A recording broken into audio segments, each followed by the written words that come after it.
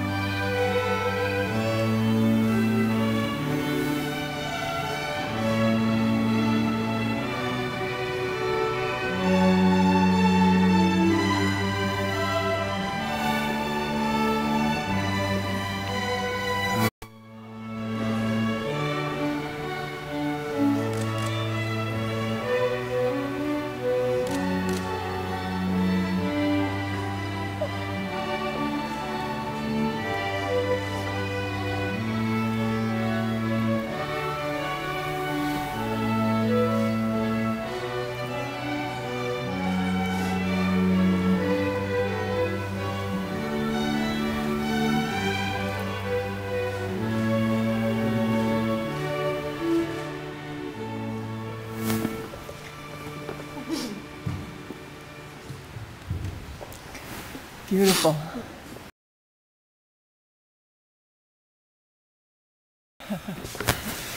Okay, here we go. Hello and welcome. I'm Linda Redford, a minister and spiritual counselor in Los Angeles. Louder, louder. And I've known and worked with Sam and his family for about 11 years. And over the years, I have come to know Kirsten very well also. These two were very special to me. And it was a treasured moment when they asked me to officiate their wedding. Now I'm going to cry, I think. I'll get it back, but it'll just give me a moment. I'd like to share with you that this relationship they have been developing is something beautiful to be a part of. And Sam and Kirsten, I feel truly privileged to stand here today and witness and guide your love. These two jumped in with both feet to begin by designing their own ceremony, and they decided there would be two themes that were meaningful to them as they prepared for this sacred experience. The first theme was family and friends. Sam and Kirsten have chosen you here, those most important to them, to witness and celebrate this very special day. And 6 of you cherished loved ones have been asked to participate in the birth of their lives together as husband and wife. The second theme was the journeys each of them took to find each other. If you know them or have read their story on the back of the program, you know that Kirsten and Sam started this journey when they were 17. Yet each of them had to travel different paths, which took many years before they were brought back together again. It appears they each needed to learn and experience a love beyond the meaning that they were familiar with. A love that builds sacredness, spiritual integrity, and empathy. So to begin this magical ride, Sam and Kirsten have asked each 3 people who have known them at different points of their lives to speak on their behalf. And the first one's going to be the moms. Let me ask a woman who has one of the biggest hearts,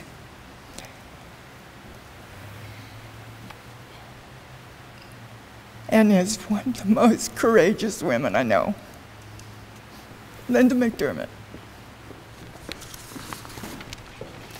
Oh. You don't look up anymore, you're just talking to the microphone. Every time you look up to us, you can't hear you. So the whole time, just read and look at us. Thank you.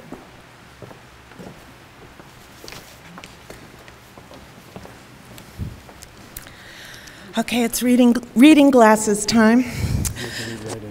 When Sam and Kirsten first asked me to speak at their wedding ceremony, I felt honored and also a little nervous.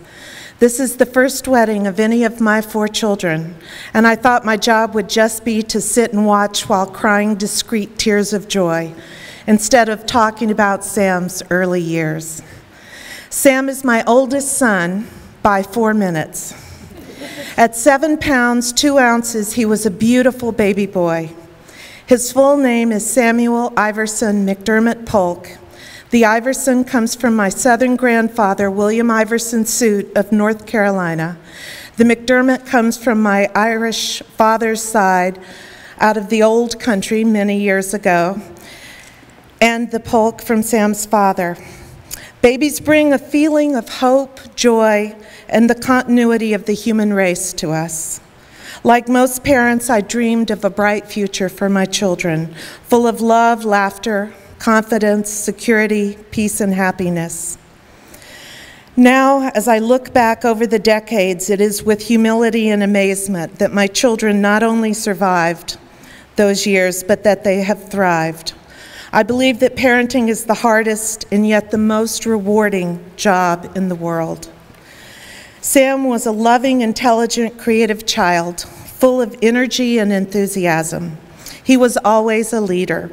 When he was 3 years old, we lived in Morrison, Colorado, and could see the beautiful Red Rocks Park from our yard. One day when he was 3, Sammy, as he was called then, decided that he was going to walk to the Red Rocks.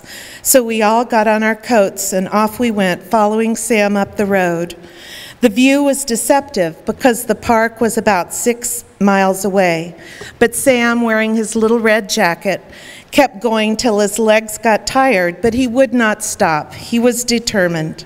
Finally, I asked if he would mind if we went back to get the car since I was tired. And he grudgingly agreed for my sake. That kind of ambition has served him well. Sam's thoughtfulness and generosity always amazed me.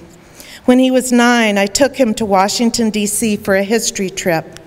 He was given $10 to spend on snacks for the airplane flight to D.C., but instead he came out of the gift shop with a beautiful blue glass flower for me.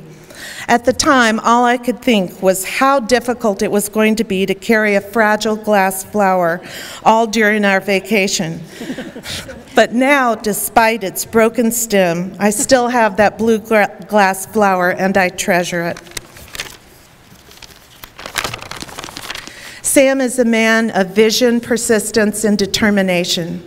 In junior high school, Sam and Ben won their school's competition for History Day LA by creating a project of violence in the media. It was a video montage of violent scenes from multiple movies accompanied by the Hallelujah Chorus. Their dramatic project was entered in the citywide competition, but they didn't place. Sam was extremely frustrated because he knew the project should have won, and I agree. So I suggested that he write an article about the project for the New York Times. He did that, and we faxed it, and it was printed in the op-ed page, where it was read by one of Oprah's people, and 1 year later, Ben and Sam appeared on the Oprah Winfrey Show, where their video was shown, and they got to discuss violence in the media with Oprah herself before a national audience. Sam is still a superb communicator and is excellent at expressing his thoughts and feelings, both verbally and in writing. One day when Sam was 6 years old, I was driving the car in Glendale. When out of the blue, Sam said, "Mom, when I grow up, will you help me pick out a wife?" That has got to be every mother's secret wish. Well, Sam found his soulmate on his own without my help, and he did a wonderful job. Kirsten is a perfect match for him, a brilliant, kind, loving, generous, creative, strong, and beautiful young woman. I am so happy that Sam and Kirsten have found each other. Today, with this ceremony before their beloved family and friends, they are beginning their new life together as a couple. And I thank God every day that they have found true love together. I love you too.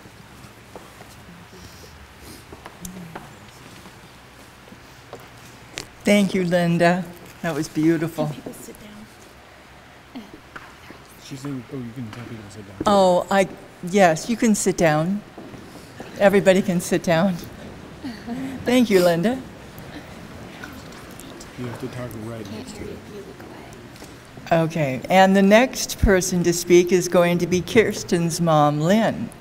I don't know you very well, Lynn, but I know that you love your daughter very much, and you're going to have to hold on to this thing and speak very close to it, okay? Would you please come to the podium?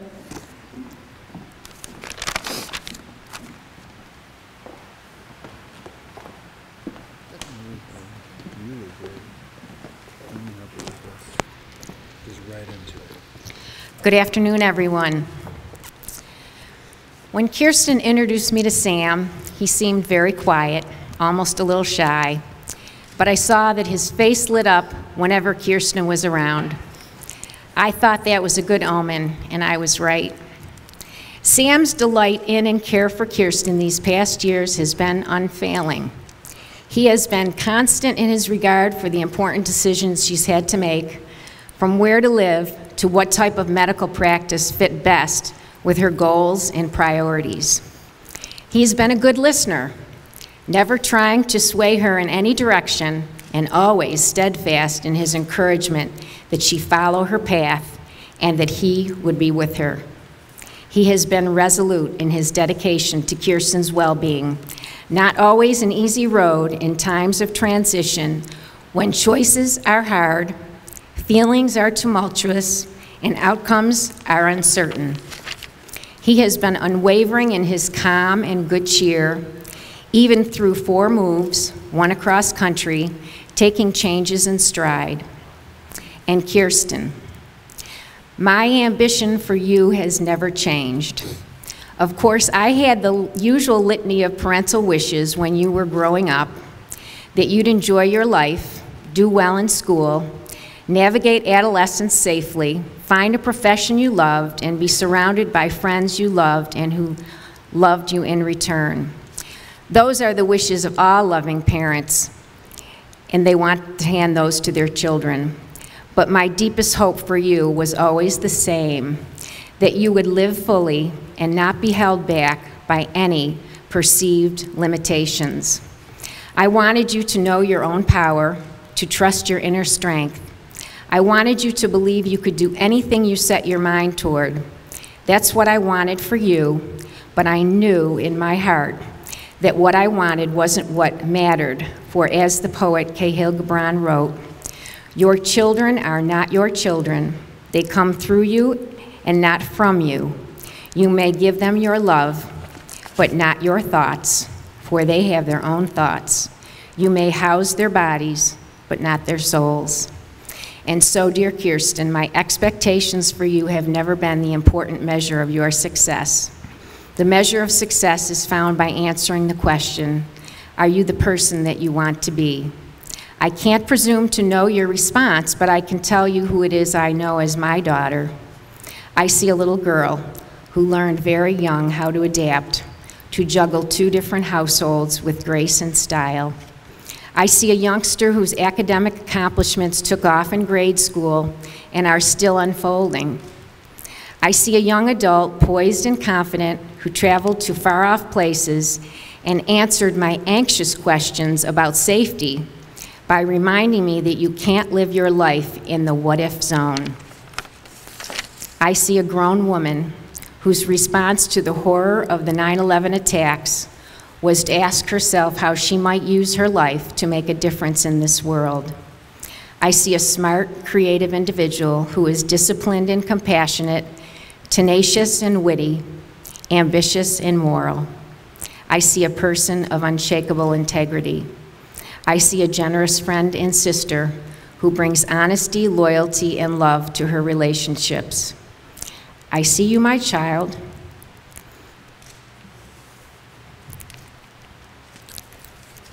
And I am filled with admiration for who you are and how you live your life. I see you, and I know in the depth of my being you are my joy and my heart. As your mother, I always felt blessed beyond what I deserved. I don't know if this is who you wanted to be. All I know is that this is how I thought of you. And now the you is no longer singular, it's plural. It's Kirsten and Sam. And this is the you as a couple I think of now. You are loving, and that is the source for a lifetime of shared contentment, mutual respect, and gentle understanding.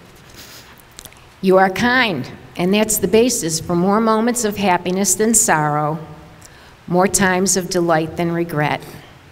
You are considerate, and that's the foundation for an appreciation of each other's strengths and the tolerance to see past each other's flaws. You are thoughtful, and that allows the dynamics of your differences to be part of your relationship and provides the basis for accepting each other without insisting on change. Today you are devoted to each other, and that is the beginning of a marriage which holds the promise to deepen and to sustain you, the singular and the plural, through all of your tomorrows. Kirsten and Sam, God bless you and happy wedding day. Wow. That was amazing.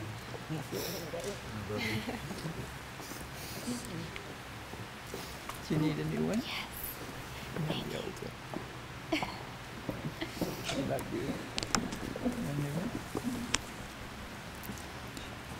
Right, you have to be right.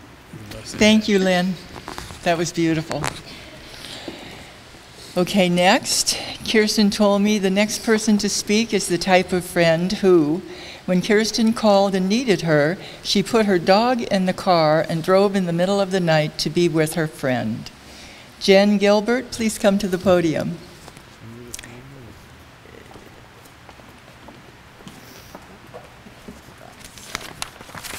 Thanks.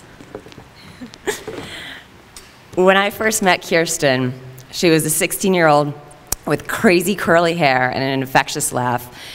And it was when we both spent a week of a high school summer, clearly because of our innate coolness, at an engineering camp at Cornell.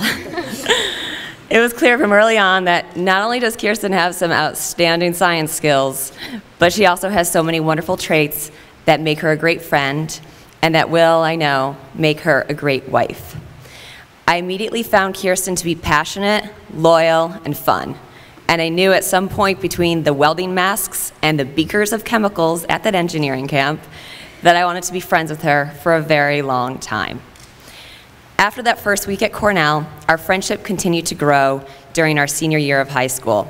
Even though we lived about 45 minutes away from each other, we continued to visit and talk about what the following year would bring. I couldn't have been more overjoyed when we both decided on Cornell, and it was fate that put us in the same dorm freshman year.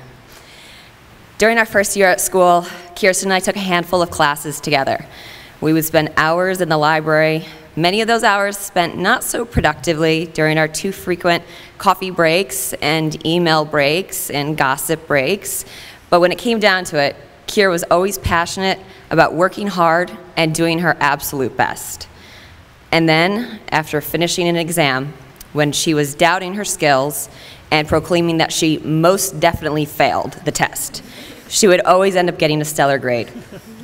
I then coined the phrase and gave her the nickname of a fake failer. But Kira never failed at anything.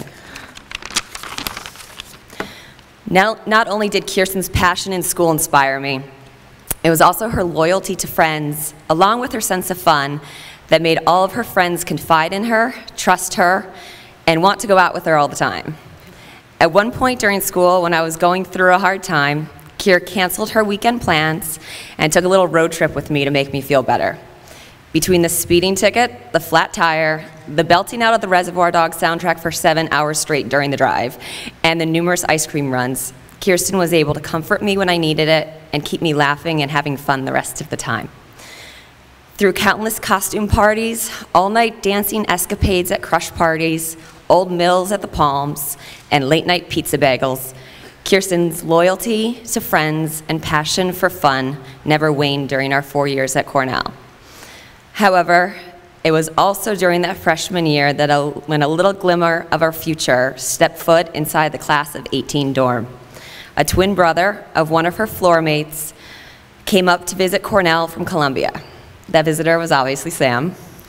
And while there were some sparks early on, it took another 12 years before they reconnected and their relationship was able to blossom into one of such love, understanding, and commitment. And since then, Kirsten has given Sam the same passion and loyalty that she's always shared with her friends. And with him, everything felt right for her, and there was no fake failing needed.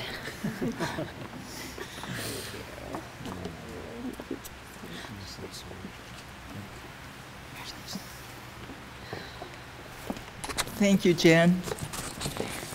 Okay, so for the next speaker, I've known for about 6